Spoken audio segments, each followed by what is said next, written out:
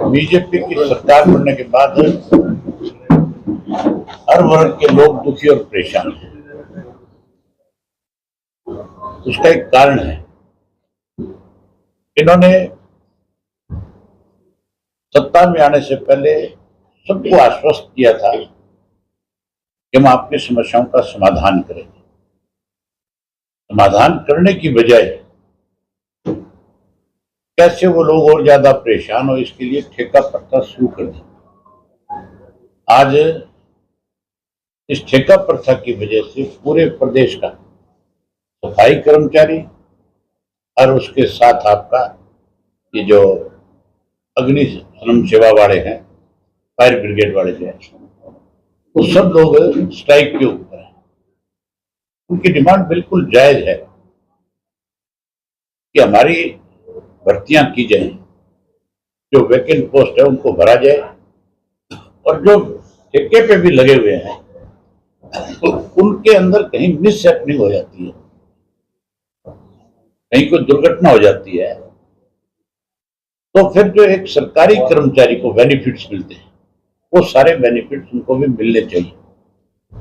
खास करके जो सफाई कर्मचारी है, जब वो कहीं पे कोई सीवरेज जब जाम हो जाते हैं, रुक जाते हैं, जब उसकी सफाई के लिए नीचे उतरता है, वहां इस तरह की जहरीली गैस पैदा हो जाती है जिसकी वजह से अनेक बार लोग उस गैस के चैम्बर में जब उतरे उनकी मौत हुई।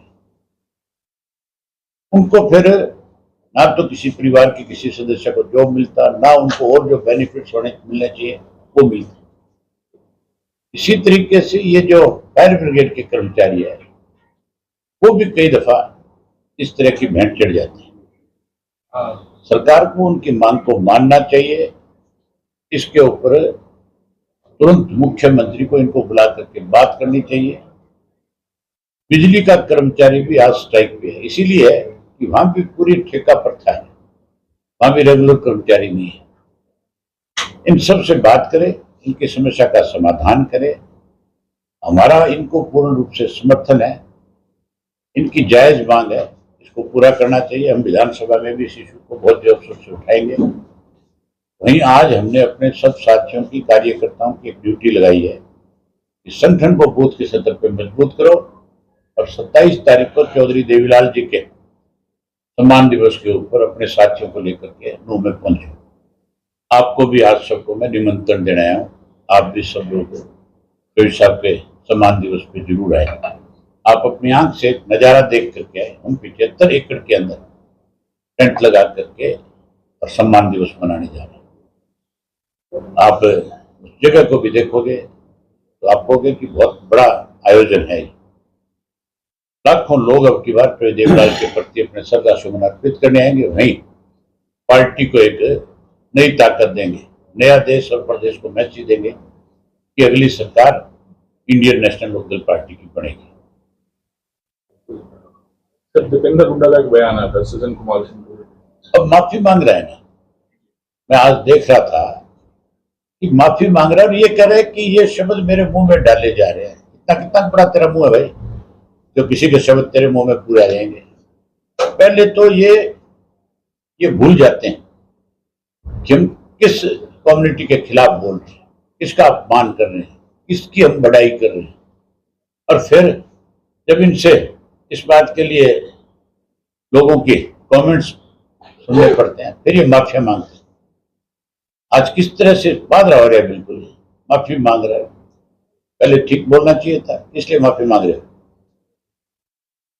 सर, पार्टी को जैन जी सर आंदोलन कर रहे हैं, नौकरियों को लेकर भी बात चल रही है। मैं बता रहा हूँ पूरे देश के अंदर हर वर्ग के लोग जो आज जहां बीजेपी की सरकार है वहां बहुत ज्यादा दुखी और परेशान है, क्योंकि सारी चीजें इन्होंने।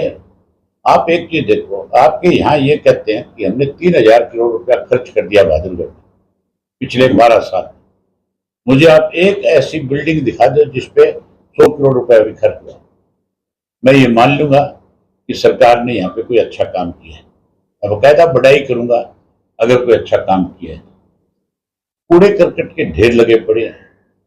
आपके किसी साइड चलो, मैं ले चलता हूँ आपको, यहाँ के लोकल तो दिखाए नहीं दिखाए, मैंने बहुत देखा है। बहादुरगढ़ के अंदर जितनी बदबू यहाँ है, जितना बुरा हाल इस शहर का है, शायद ही किसी का हो, जबकि हम दिल्ली के बिल्कुल साथ लगे हुए। ये साफ सुथरे शहर होने चाहिए थे, जाके लोग हमारी तरफ आकर्षित होते, यहाँ आकर के इंडस्ट्री लगाते, यहाँ आकर के अपना कारोबार शुरू करते। यहाँ रोज फिरौतियां मांगी जाती है, रोज किस तरह से बदमाश किस्म के लोग टेलीफोन करके पैसे ऐंठने का काम कर रहे हैं। आप ये देखो, चौधरी नफेस सिंह राठी का मर्डर हुए कितना टाइम है, अब तक उनके मर्डर की किसी भी तरह की जानकारी परिवार को सीबीआई की तरफ से नहीं दी गई। हम सीबीआई को समय दे रहे हैं। मैंने आज भी इनसे कही ये बात कि आप एक बार फिर इनसे मिल करके देखो, अगर कुछ करेंगे तो ठीक है, नहीं करेंगे तो हम अपने पार्टी के सत्र के ऊपर इस इशू को लेकर के बड़ा आंदोलन खड़ा करेंगे। हम अकेले नफेस सिंह की बात नहीं है, हरियाणा के हर आदमी को न्याय मिले, इसके लिए चाहे सड़कों पर भी उतरना पड़ा तो पीछे नहीं हटेंगे, इसके लिए जेल भरो आंदोलन भी चलाना पड़ा तो भी पीछे नहीं हटेंगे। हम सरकार को बेलगाम नहीं रहने देंगे, हम बदमाश और गुंडों के हवाले प्रदेश नहीं होने देंगे। हमारा हालत के अंदर इनको लगाम लगाने का काम। नायब सैनिक दूसरे पंजाब में जाके भी कहते हैं कि हरियाणा की तरह पंजाब से भी जो गैंगस्टरवाद और आतंकवाद खत्म कर देंगे, वहां भी बीजेपी की सरकार बना देंगे। हरियाणा में तो कोई बुलाता नहीं, तो फिर वो कहाँ जाएगा बेचारा? नजदीक लगता हुआ सुबह पंजाब है, हिमाचल में लैंडस्लाइडिंग होती है, जा नहीं सकता, आजकल बारिशें, तो फिर पंजाब में जाएगा। नगर परिषद भादोगढ़ में इनेलो और कांग्रेस का गठबंधन है, क्या कहना है?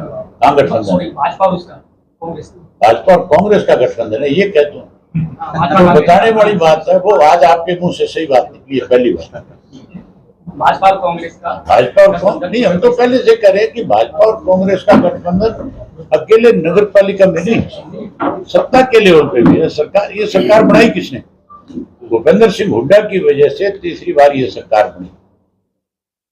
उसके खिलाफ ईडी के मुकदमे दर्ज हुए और उसने फिर बीजेपी के इशारे पे बीजेपी के कहने पे टिकटें बांटने का काम किया। उसी का ये नतीजा है कि आज भाजपा तीसरी बार सत्ता में है। और यहाँ तो आपके तो बिल्कुल सरेआम सामने है कि किस तरह से नगर पालिका की जो चेयरमैन है उसके खिलाफ अविश्वास प्रस्ताव आ रहा था। 24 लोगों के साइन है, जिसमें 7 कांग्रेस के।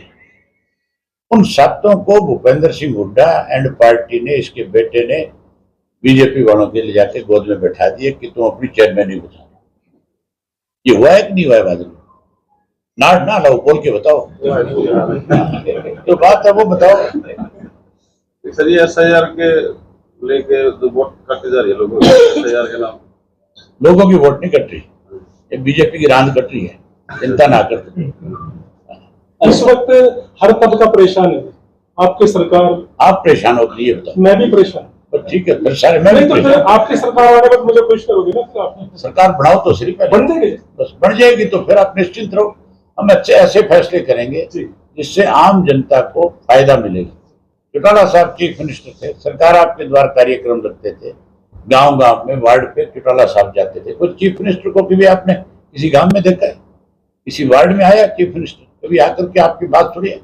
चीफ मिनिस्टर तो बहुत दूर की बात है, तहसीलदार भी नहीं जाता है, इवन नगर पालिका का कोई कर्मचारी नहीं जाता, वो भी दस्तखत करने के नाम पे पैसे ऐंठता है। ये हालत है। हम आप चिंता ना करो, हमारा राज बनाओ, ऐसा सुधार करेंगे कि याद रखें। हमने अपने पैरों पे जो कुहाड़ी मारी थी, आपको मतलब लगाने का काम करेंगे। आपने क्यों मारी कुल्हाड़ी, पहले ये बताओ। गलती से लगी होगी, पर ठीक करो अपनी कुल्हाड़ी। अच्छा सर, एक भूपेंद्र सिंह हुड्डा ने बयान दिया था, आपने कहा कि मैं 2 दिन रोहतक में रहूंगा, आमने सामने बैठ के बात। मैं तो आज फिर रोहतक जा रहा हूँ, हुड्डा को मार टेलीफोन, मैं आ रहा है रोहतक में। उनकी तरफ से कोई मैसेज आया कि आमने सामने कोई डिबेट रखते हैं? उससे पूछ तो यार, मेरे से क्या पूछ रहे? आपके पास कोई मैसेज आया? रोहतक आ रहा हूँ मैं, आप उनसे पूछे ये बात। ठीक है, धन्यवाद।